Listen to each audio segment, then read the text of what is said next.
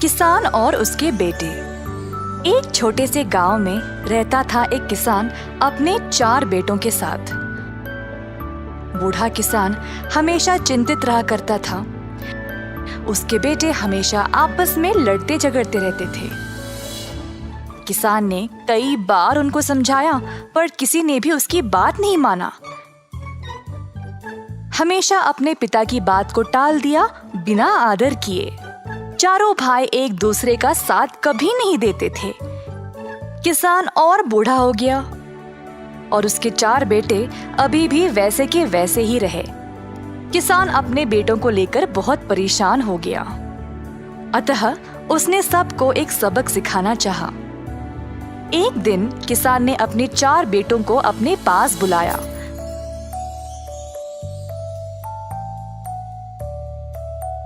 सबको लकड़ियों का घट्टा दिया। मेरे बच्चों, तुम सब के लिए मेरे पास एक काम है। ये एक साधारण लकड़ियों का घट्टा है। मैं चाहता हूँ कि तुम इस घट्टे को 2 हिस्सों में तोड़ दो। सबको ऐसा करने का एक मौका मिलेगा। सच में पिताजी, ये तो बहुत ही आसान है। उफ, तुम तो ये कर ही नहीं सकते, कोशिश भी नहीं करना। मैं तो सबसे बलवान हूँ और एक क्षण में तोड़ सकता हूँ। क्या मजाक है ये। सबको पता है कि सिर्फ मैं ही यह कर पाऊंगा। अच्छा, बस करो अब। मैंने यहाँ तुम लोगों को लड़ाई करने नहीं बुलाया।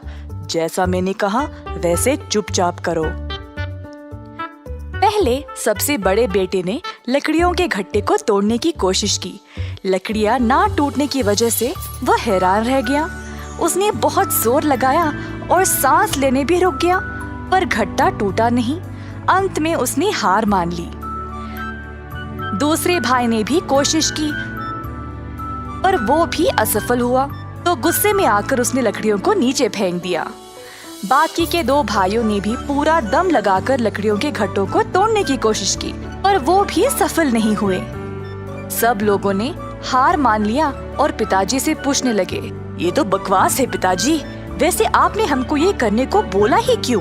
किसान ने कुछ नहीं कहा। उसने लकड़ियों का घट्टा लिया, उनको अलग किया और एक लकड़ी अपने सारे बेटों को दे दिया। अब तोड़ने की कोशिश करो। इस बार सबों ने आराम से लकड़ी को तोड़ दिया। मेरे बच्चों, मैं चाहता हूँ कि तुम इससे कुछ सीखो। केवल एक अलग लकड़ी आसानी से तोड़ दी जा सकती है, पर अगर 4 लकड़ी एक साथ रखोगे तो उनको तोड़ना बहुत मुश्किल हो जाता है। तुम चारों भी इन लकड़ियों की तरह ही हो। हमेशा एक साथ रहना और फिर कोई भी तुम्हारा बाल भी बांका नहीं कर सकता। इस बार लड़कों को पिताजी की सीख समझ आ गई। सबों ने एक दूसरे से लड़ाई करना बंद कर दिया और आपस में मिलजुल कर रहने लगे और अच्छे से साथ साथ काम करने लगे।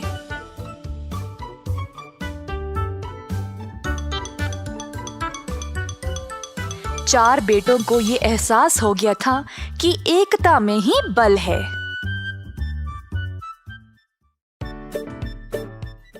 एक समय की बात है जब एक छोटे से गांव में रहता था एक किसान धर्मपाल नामक। धर्मपाल खेती बाड़ी करके खुद फसल उगाता था। उसके पास कुछ पशु भी थे, जैसे मुर्गी, सूअर, बकरा और एक बड़ी सी गाय जिसको वो बहुत ज्यादा पसंद करता था। गाय से उसको काफी प्यार था क्योंकि वह हर रोज बहुत सारा दूध देती थी। धर्मपाल की कमाई ज्यादातर गाय के दूध से ही मिलती थी, तो वो चाहता था कि गाय हमेशा स्वस्थ रहे। एक दिन जब धर्मपाल खेत में काम कर रहा था, उसका बेटा रोते हुए उसके पास आया। पापू, जल्दी आइए। क्या हुआ बेटा? गैया बीमार हो गई, शायद जमीन पर पड़ी है और अजीब आवाजें निकाल रही है, दूध भी नहीं दे रही है। किसान और उसका बेटा तुरंत घर की ओर गए तो देखा कि गैया बहुत कमजोर लग रही थी। जब दूध निकालने की कोशिश की तो दूध भी नहीं निकला। किसान बहुत ही परेशान हो गया। अगर यह दूध नहीं देगी तो मैं क्या करूँगा? बिना दूध के ये तो बेकार है मेरे लिए। हर बार इसके लिए दवाई और देख रेख करने का समय नहीं है मेरे पास। कुछ ना कुछ करके इससे छुटकारा ही पाना पड़ेगा। किसान को लगा कि अब गाय ठीक नहीं हो पाएगी, तो उसको खड़ा करके वन की ओर चलाते गया। गाय ने बहुत दूध दिया और अब वह उसके लिए बेकार हो चुकी थी। जंगल के भीतर पहुंचने के बाद किसान ने गाय को खुला छोड़ दिया और वहां से चला गया। बेचारी गैया अकेले और असहाय खड़ी रही। थोड़ी देर बाद गाय जंगल से डरने लगी और वहां से निकलने का रास्ता ढूंढने लगी। अपनी हिम्मत जुटाकर चलने लगी। बहुत देर बाद आखिरकार वह खुली जगह पर पहुंच गई, पर उसको पता ही नहीं था कि वह कहाँ आ गई। अचानक से उसने एक छोटा सा घर देखा और जल्दी उसकी ओर चलने लगी। घर तक पहुंचते ही वह थकावट से बेहोश गिर पड़ी दरवाजे के पास। यह एक गरीब आदमी मधु का घर था। सुबह सवेरे मधु बाहर आया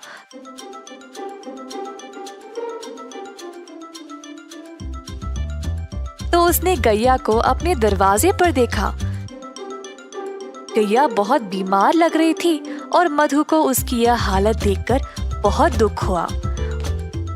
उसने अपनी पत्नी को बुलाया मदद के लिए।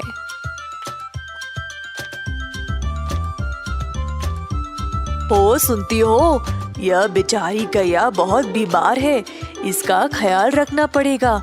मेरे पास थोड़ा सा घास और चावल है जो यह खा सकती है। मधु ने जो कुछ थोड़ा सा खाना था वो ले आया और गैया के सिर पर गीला कपड़ा रखा। मधु और उसकी पत्नी ने बहुत दिनों तक गैया का ख्याल रखा और धीरे धीरे गैया की हालत बेहतर होने लगी। जल्द गाय अपने आप चलने लगी। मधु गैया से बातें करता था, रोज उसको खिलाते हुए। गैया को भी मधु से बहुत लगाव हो गया। एक दिन जब मधु घर के बाहर सफाई कर रहा था, गैया उसके सामने आ गई। अपना पैर जमीन पर पटका और मजबूती से खड़ी हो गई। पहले मधु को समझ नहीं आया, फिर उसको लगा कि शायद वो दूध देना चाहती है। मधु ने एक मटका लाया और गाय से दूध निकालने लगा। इतना सारा दूध देखकर मधु खुशी से झूम उठा। जल्दी वह अपनी पत्नी को दिखाया। देखो क्या हुआ आज, गौ माता ने दूध दिया है। हम इसको बेचकर अच्छा पैसा कमा सकते हैं। ये तो कमाल हो गया जी, प्रभु ने हमारी प्रार्थना सुन ली। ठीक है, आप जल्दी बाजार जाइए और इसको बेचकर पैसे ले आइए। आज रात हम घर पे दावत करेंगे। तो मधु गया बाजार और दूध बेचकर अच्छा पैसा कमाया।